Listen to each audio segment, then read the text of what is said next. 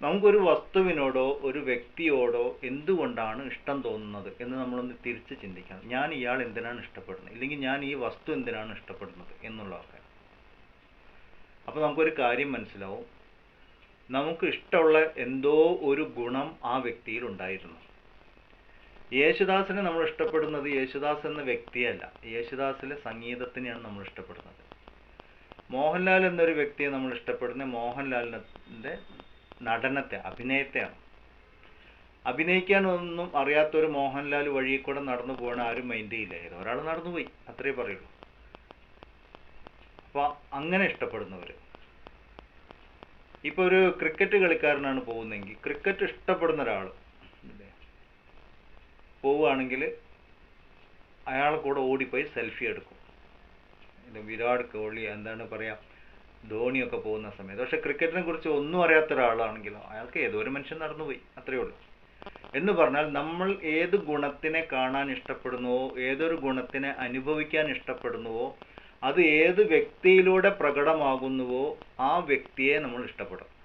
ഇതാണ് മനഃശാസ്ത്രം. അതിൻ്റെ നമ്മൾ ആ വ്യക്തിബന്ധങ്ങൾ നോക്കിയാൽ അറിയാം എന്തുകൊണ്ട് എനിക്ക് ഒരാളോട് ഇഷ്ടം തോന്നുന്നു, എന്തുകൊണ്ട് ഇഷ്ടം തോന്നില്ല, എന്തുകൊണ്ട് എനിക്ക് ഇഷ്ടം തോന്നിയ ഒരാളോട് പിന്നീട് അനിഷ്ടമുണ്ടാകുന്നു, ഇഷ്ടക്കുറവ് വരുന്നു.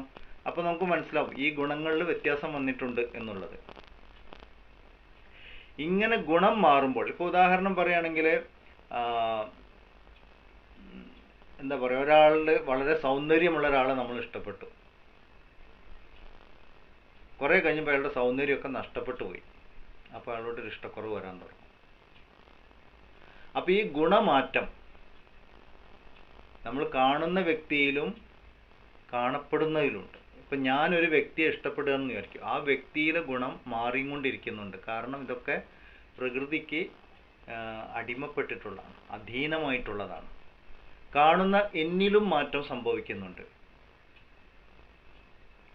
അപ്പം എന്നിലെ മാറ്റവും മറ്റേ വ്യക്തിയിലെ മാറ്റവും ഉള്ളത് കാരണം ഈ ഒരു ഗുണമാറ്റം രണ്ട് സ്ഥലത്തും സംഭവിക്കുന്നത് കാരണം വ്യക്തിബന്ധങ്ങൾ തകരാറിലാവും. ഇഷ്ടം അനിഷ്ടമാവാം, അനിഷ്ടം ഇഷ്ടമാവാം എന്ന് പറഞ്ഞാൽ സ്ഥിരമല്ല.